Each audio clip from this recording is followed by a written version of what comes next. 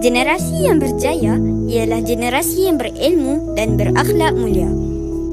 Bagus Hakim, suatu hari nanti kamu akan berdiri di pentas yang besar. Terima kasih ayah.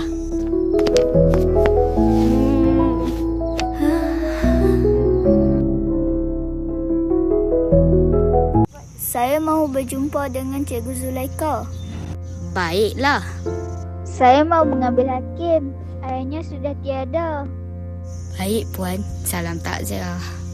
Hakim, ayah sudah tiada. Sejak hari itu, Hakim kehilangan semangat. Untuk apa saya bertanding kalau ayah dah tiada? Ayah tinggalkan sesuatu untuk kamu. Jika suatu hari ayah sudah tiada, jangan berhenti mengejar impian kamu. Orang yang berkeyakinan ialah orang yang bangun walaupun hatinya terluka.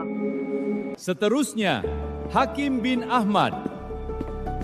Orang yang kuat ialah mereka yang tetap bangun walaupun kehilangan orang yang paling disayangi.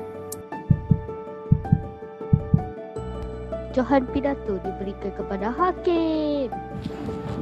Kata-kata ayah mungkin telah pergi bersama dirinya.